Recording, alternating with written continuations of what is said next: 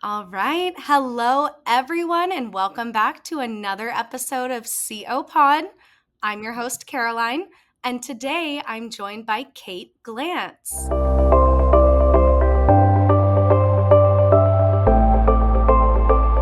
Kate, how are you doing? I'm great. How are you? Doing good. It's almost Friday. We've almost made it. I call Thursday Friday Junior. Yeah, it's like the pregame to Friday. Exactly. Awesome. Well, if you guys don't know who Kate is the CEO and co founder of Move Over Bob. And let me just tell you, if you don't know what Move Over Bob is, you definitely should. Move Over Bob is a media and lifestyle brand that is reimagining what it means to work in the trades. Founded to put women front and center of construction and skilled trades, Move Over Bob is reshaping the culture with fresh storytelling, bold visuals, and a big sister energy that makes the trades feel empowering and accessible. Through the print magazines, digital content, and partnerships in education and the industry, Move Over Bob is building a movement where women can see themselves, define success on their own terms, and quite literally help construct the future. So, was that a good summary there? Yeah, I was like, I want to be part of that. That sounds pretty cool. I love it. I did I write that? Did you write that? I think I had a little bit of help from Yeah, Chat. there were some new words in there, but I love it. Very compelling. Awesome. Well, Kate, I'm so excited to have you here. I'd love to start this off with kind of learning a little bit more about who you are. Yeah, that's a big question because I think as women we contain multitudes, right? But Yes. in my career, I've had a lot of chapters, and I kind of joke like if you look at my LinkedIn or my resume, you might think I'm like nine different people or just a very confused person. But I have always known from a very early age that I am on this earth to leave it better than I found it. And while I didn't know so clearly like what that actually entailed from a young age, I always had a very service forward mindset. And today that is manifested in doing really whatever I can to help women reach economic security and stability so they can live any life they want to live. And as we know, and as the data shows, like when women have financial stability, everyone benefits. They benefit, their families benefit, the economy benefits. And so as a little kid, I just was a little do-gooder, and I went into the Peace Corps right out of school, and I sort of always worked at the intersection of women's economic development and marketing and storytelling. And so I've lived many lives on many continents, and I now find myself back in my home state of Arizona, where I had flown the coop for like 20 years. And I'm so proud to be building Move Over Bob in Arizona, which is such a vibrant construction ecosystem. So that there's probably 97 little like stops in the road I missed there, but I'm sure I'll be able to like allude to some as we get into the conversation. I feel like we could have an entire podcast just on like our past lives. Yeah, oh, for sure. And they all like actually on that. So I was speaking to a room of women coming out of sort of adverse situations in their lives yesterday. And, some were coming out of abusive situations, some were justice impacted, all sorts of things.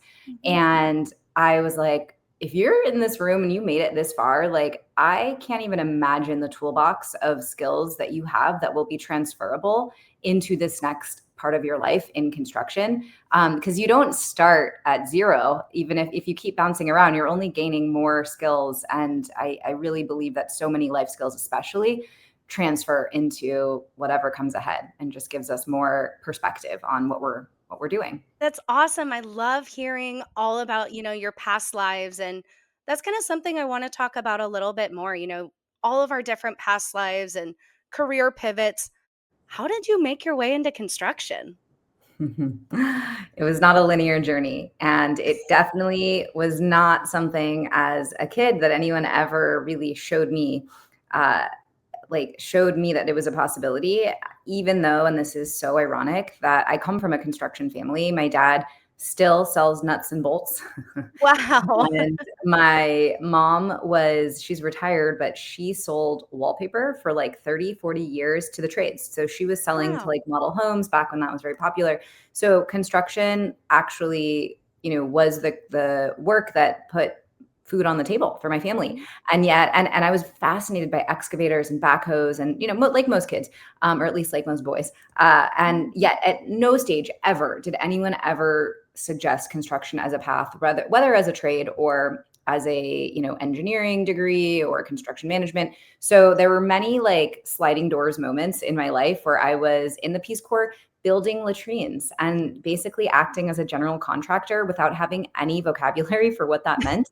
And I just did that project. I loved it. And I moved on with my life and did other things. And that kept happening until I, by sort of society's conventions, was successful, bought a house.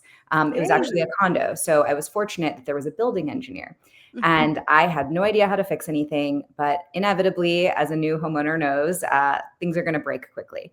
And so call up the building, and in walks Corrine, and she is the first woman in trades I'd ever seen, knew how to fix literally everything, because when you're in a residential environment, you just have to know everything. And I just remember thinking, like, I am so envious of this woman's ability to be self-sufficient. And on paper, I looked self-sufficient. I bought a house, I was doing great in a corporate career, but I didn't even have like the tool in my mind that I would need to fix a leaky faucet, let alone have a wrench, let alone know how to use it. So that really kind of brought me back into this like idea of like, what does self-sufficiency look like? What does empowerment look like? And it just kind of nagged at me while I sort of progressed in my career, landed in Hollywood. And I got to kind of use movie magic. I was the head of social impact at a film studio, and it was really fun. And I got to play in culture and entertainment, and I had great budgets. And then I got laid off because I was a cost center, as we call it. And in a Hollywood downturn, which are cyclical, they happen, my whole team got disbanded. And so that was the moment where I was like, okay, I'm on this upward trajectory. Let me take a beat and figure out, is this even what I want? Is it like, what am I building? No pun intended, but maybe. And at that moment, I was like, I think it's time. I think the construction, all this stuff swirling around, there's something here I have to know. And so I went to trade school, and I spent 5 months at a community college in a residential rough carpentry pre-apprenticeship, learned how to frame a house. I was actually quite good at roof trusses, not super good at anything else. But I think like I didn't go into it with the idea of getting on a job site and doing this professionally. I really was starting to bridge all these parts of my life where it was like, I want women to have money and autonomy and power. Oh, construction literally has, power tools. Like, it's in the name of building, of, creating. And it just became this like thread I started to unravel. But I needed, especially as a woman who tends to know, like, I mean, I'm sure you have been in the situation where you want to make sure you're 150% sure what you're doing or proposing is right and good and sound. And I knew, especially because I wanted to be reaching young women and women in general, I didn't want to throw a hypothesis out there, build a startup around it, which we know people in San Francisco are like typical to do and get the funding, right? But this was so personal, and it was important for me to walk the walk and actually understand how to build something with my hands. What does it mean as a, late 30-something-year-old woman picking up a circular saw for the first time? Like, what do I do with my hair? And, what are my nails? And not just the girly things, but just like, what does it feel like to learn these things? And I very quickly was validated in my hypothesis that you put a power tool in a woman's hand, teach her how to use it, and there will be a self-efficacy, a confidence that you can't take away, and that starts to permeate into other parts of her life. And it's actually like really magical, really powerful. And then you kind of look at macro trends in our economy and infrastructure, and we're about to experience the biggest, they're calling it the silver tsunami, like sort of the biggest retirement boom that we've ever seen in construction. And it's truly urgent, and it's not being addressed in a way that makes it seem urgent. And so I noticed, I was like, okay, this is interesting. Like, get women in these positions of skilled trades in a high demand industry where salaries far outpace the kind of white collar counterpart. especially if you don't have a college degree and don't require debt from school. So it felt like this magical thing. So I sort of hit the ground running, connected with my now co-founder who was building Move Over Bob as sort of a storytelling endeavor before me. And she has a whole incredible past as a cosmetologist turned carpenter. And we sort of joined forces as this white collar, blue collar sisterhood. And what's so interesting is we couldn't have been raised in a more different way and had different challenges and different opportunities and overcome different things, but our like hearts and our mission are fully aligned and they just clicked instantly. And so we joined forces, and for the last year and change, we've been building this media and lifestyle brand. And I'm so proud of not only how far we've come and how fast, but how the industry has really received us, especially now that they can see our magazine and what we're building. Because I will tell you, in the earlier days of this, I had my little adorable bootleg business cards from Walgreens because we hadn't decided on a logo or color scheme yet. So I was like, let me just get the like $4.99, 50 pack. Yeah. Go into these mixers of construction people that I don't know. I was like, I don't know what to wear. I don't know how to be myself or be who to be. And fortunately and unfortunately, I don't really know how to be anything other than just who I am. And at least in construction, they sniff BS in 5.2 milliseconds. And so even if I was not the traditional person walking through those doors, I was received so kindly because I was myself. And that was really cool to see how great this industry is. But yeah, I mean, things have happened fast for us. And I'm so happy to share that some of the top GCs and construction brands and companies in the world are coming to us to say, how can we get in your magazine? How can we get our women on your pages and on your accounts? And it just feels really, really good that we are filling this vacuum in at the intersection of construction and culture, which no one has cracked. And I have a lot of reasons I could tell you why, but it's just it feels undeniable, and yet it's the hardest thing I've ever done. But I also it's like the best thing and the thing that feels the most aligned with my values, my interests, the time that we're in, because so many startups fail because it's not the right time. And it's just all systems are a go. Yeah. And it really seems like fate has brought you to this moment. This is where you're supposed to be, who you're supposed to be doing this with. And it's just, as an outsider watching that, that's so exciting and so incredible. And I'm sure you feel the same way living it. And, really just focusing on getting more women into this industry. I feel like forever it's almost been like a little boys club. This is a man's industry, which we have very clearly shown that it is not. It is an industry for everyone. And it's so exciting to watch this and, be on the sidelines of it and watch you guys succeed and support that. And I do kind of want to talk a little bit about, the workforce development, how you mentioned, there's going to be a lot of people retiring from our industry. And, you've said previously, girls aren't Googling how to be a construction worker. I can back you up on that because that never would have shown up in my Google searches as a preteen, teen, even in my early 20s. And, it really reframes kind of this issue of, workforce development is also a marketing challenge, but even more than a skills gap. So, how can these construction leaders out here rethink recruitment through that marketing lens? Yeah, well, it's not an issue of interest. I know that. It's an issue of awareness. So it is a marketing challenge, and it's not rocket science. The industry is predominantly older men, and the talent pool we're trying to reach are at least younger people at large. And then half the talent pool, women, have never been reached. And so the clearest, the clearest reality here is that the correct messengers are not in place. And so the messenger has to change. And it needs to be people who this next generation of talent relates to. And it's not even me.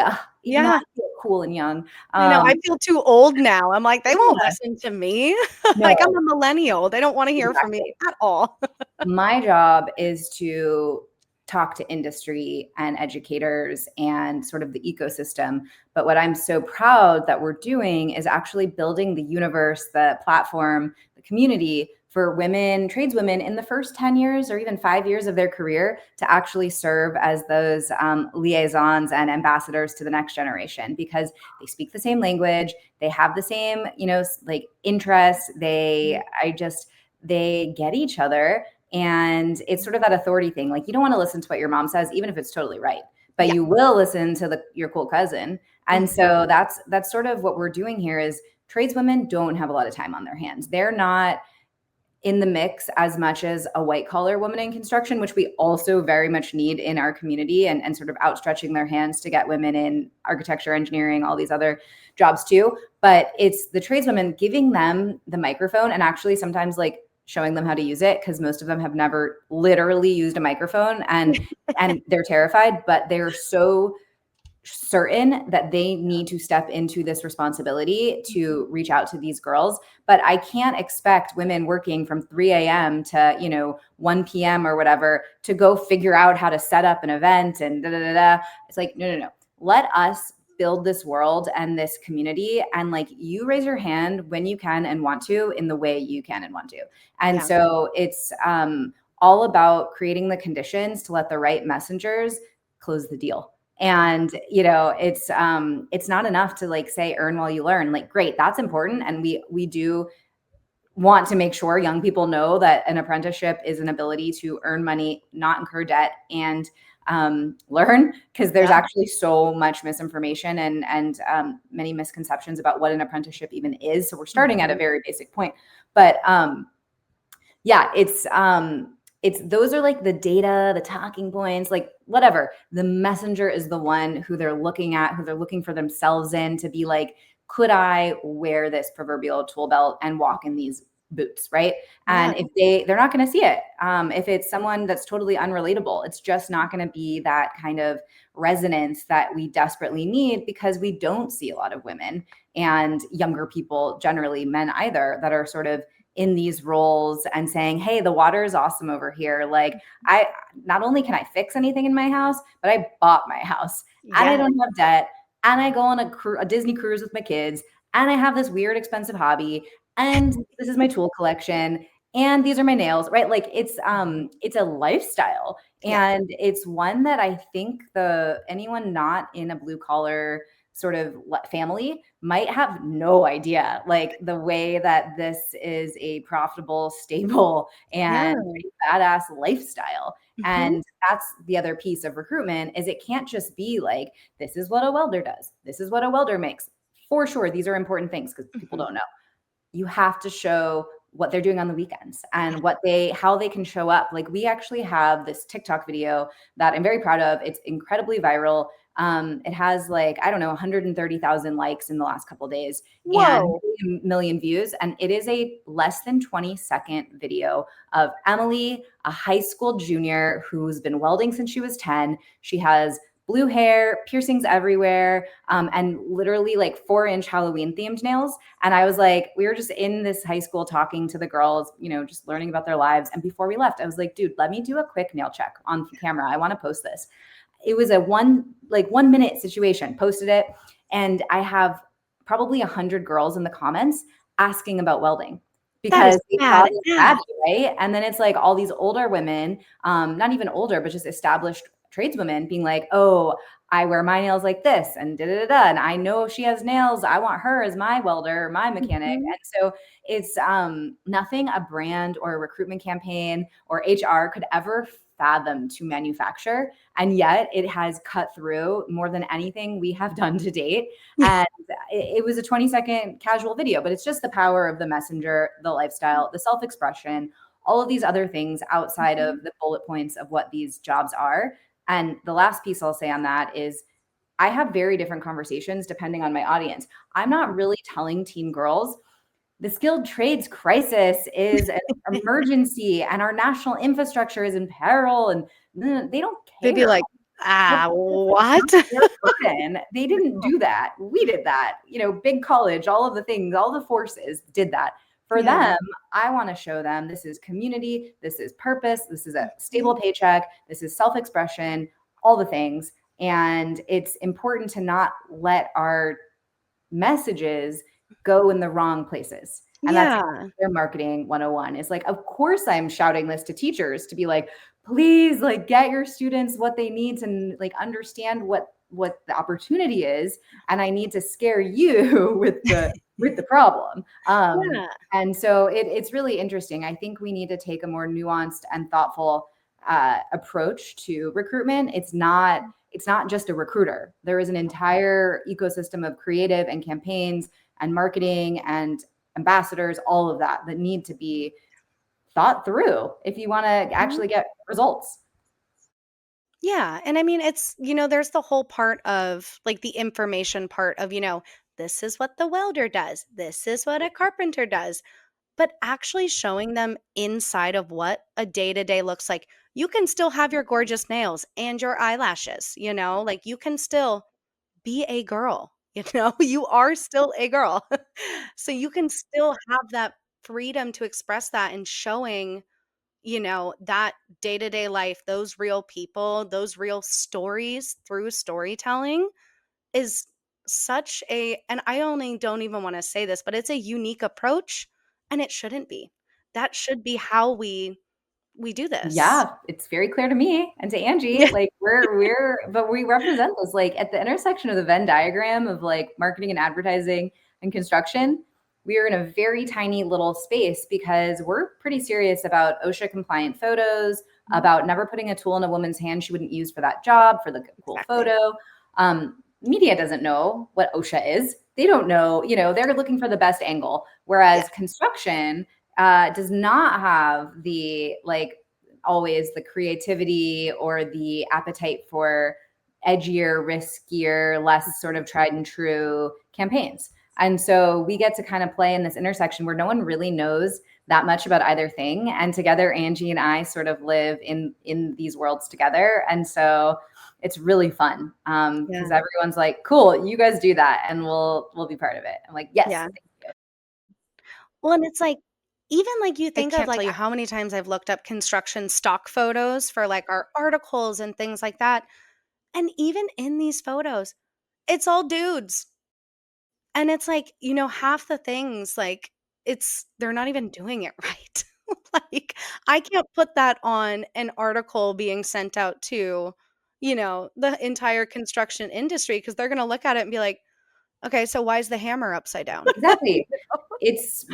We're starting to build a library of original photography, and for now we're using it for our own purposes, but I see a world where we'll license that, where it's Yeah. like, you want to really get women excited about this, well, you better come to Move Over Bob's photo gallery and get our cool pictures that we're spending time and money and care to produce. It's not like we're taking this like as a craft, right? Like this is serious and nuanced work here, and we're investing early. And so I hope there is lots and lots and lots of other people working on this too. By no means do I want us to be the only ones out there, but it's going to take a lot of resources to move the needle, and it's going to happen in culture, or it has to happen in culture, because it's not going to happen fast enough. We will not catalyze a movement of young people caring about the trades, let alone young women, unless there are many reference points in a person's everyday scrolling journey and kind of content consumption journey that shows trades as just like either really badass and cool, or just like another option, not something that's like plan B, plan C for a certain type of person. Like we really have to expand the aperture of who sees themselves in these roles. And that's the fun part, is because if you actually do look under the hood of who's out there doing this work, like these are the coolest women ever. And they're not one size fits all. No, they are, honestly, every single woman that I have talked to that is in the trades is a certified badass. Every single one of them. So I don't know if it's like a personality trait or something learned through their apprenticeships, but every single one of them is just cool. Yeah. And the best part is, like, you don't have to be any one way. Like, you don't need to be an extrovert. You don't need to be a tomboy. You don't need to be already very good with tools or your hands. Like, you just need to show up with like curiosity and an eagerness to learn, and a bit of like resilience, because it's not an easy field. And like being, if the full kind of women in trades representation right now is 5%, the likelihood you're going to be the only person on a job site that's a woman is high, and so you do need a sort of like ability to self-soothe, because it's like a lot of like men are like the ones who know what's up, know women show up, are low drama, do excellent work, and they're like thrilled to be partnered with women, because we also are so much more visible, which means we do need to be better and to work really hard. And so that while that's unfair to have that standard, it does make us better. It's a motivator. It motivates me all the time. Yes. Exactly. So I think like you can 100% show up as you are, whatever that looks like. And it's not men's work. It's just, it's just the percentages are far skewed, but nothing about this work except for things that maybe require enormous physical strength. And some men aren't that strong and some women are very strong. So I can't even say that, but it's just like discipline, focus, showing up every day. And anyone is capable of that if they put their mind to it. And so I want to get away from the idea that like you have to assimilate into what a man is wearing or looks like or talks like. And, you just don't have to do that to thrive in construction. Yeah. No, I completely agree. Because that is, you will be skewered if you can't take a joke. Oh, yeah. You have to. I feel like just to be strong in life, you got to learn how to take a joke. Exactly. Yeah. Learn how to take some crap and learn how to take a joke. It's not for the faint of heart, but it's also it's not a reason enough to stay away from high earning and high demand opportunities. So yeah. And kind of just to close this out, I really, really want your thoughts and opinions here on, if I say I am a woman that is entering the trades, what is, and this is a huge question because we could have an entire podcast about this. What is the advice you would give me? That's an entire podcast. That's a huge question, I know. But, just thinking if we have some, young women listeners on here, I would love to get like a little tidbit for them of, what to focus on. What should I watch out for? What are some tips? Well, it depends sort of where you're at. If you're still in school, start with CTE classes, so career and technical education. See if your high school has them, or if there's one in your district where you can take a carpentry class or a welding class just to see if you like it. There are lots of summer camps and programs. And then if you're not ready yet to maybe pick the trade you think you might want to do an apprenticeship in, community college has, a lot of community colleges have awesome programs that are, it's like what I did. It was 5 months, 4.5, 5 months. It was 16 credit hours, and it got you certifications to make you more competitive, more knowledgeable, and just like maybe more confident in walking into either a union hall or an employer and feeling like you have the fundamentals to really kind of hit the ground running. Because I think there is an intimidation factor, especially if you haven't gotten exposed to tools yet. And I would also say like, swallow that, call it out, recognize it, say, this is scary, this is out of my comfort zone, and then get over it. Because, or find a friend or find someone else. Like you need an accountability buddy or a support buddy. It can be a guy, guys are super supportive, especially if they're learning at the same time, but try to not let your fear outweigh your goals. I actually I had to think a lot about my own life. And like, we didn't really talk about this, but every few years in my 20s and early 30s and late 30s, I would move to a new country for a job. I had never been to this country. Maybe I was taking a break and just was like, let me go live here for 6 months. I'm like, why am I like this? Like, why do I keep changing careers?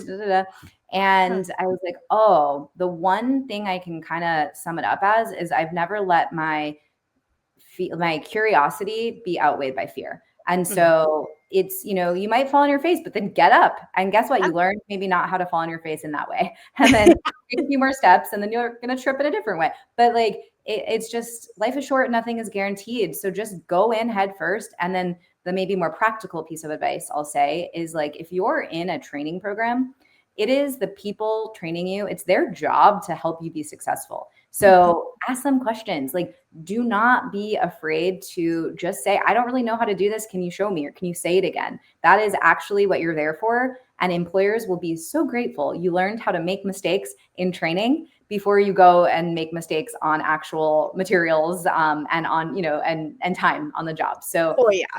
get it all, get all your kind of silliness out and figure it out and mess up and be vulnerable, always be vulnerable. But I think training and schooling is when you get to kind of have the most fun, just trying things.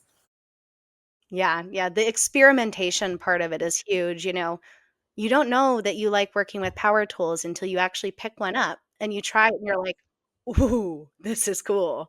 So, I think that would be, kind of resounding what you were saying. That would be my biggest piece of advice as well. And I always try to, for myself, I try to do at least one thing a day that scares me, whether that be something with work or killing a spider. But, always using that fear to propel yourself forward. And then, kind of a question for you. Mhm. So, let's picture 5 years ahead from now. What impact do you hope that Move Over Bob has on the industry? I think about this a lot. And I really hope that in 5 years, we have such a vibrant, growing pipeline of women in skilled trades and construction broadly that Move Over Bob is really kind of serving as a sorority of sorts, where we're really helping foster community. We're showing representation in authentic ways, and we're basically the Martha Stewart of construction and trades. Like, what she has done from being a caterer all the way up to having a sort of multifaceted empire around hospitality. I see that that's sort of the path we want to be on, is starting as Angie as a tradeswoman, me as a trades enthusiast, but as all the roles I played. I want us to be able to build this true universe of opportunity, access, resources, events, all the things for women in construction, where they just know they're not alone, and whoever they are and however they show up, they have what they need, and they have people to kind of walk alongside with. And so that's not like the business answer, but that's sort of how I want it to just be ubiquitous, and for us to just be cheerleaders of all of these women coming up at different stages of their careers. And I'll save all my business goals for. Hey, that was the important answer right there. And I think Yeah. it's so cool. It's kind of like a construction sorority in a way. I love Mhm. it. Yeah. Is there anything else that you would like our viewers or listeners to know about maybe you or Move Over Bob?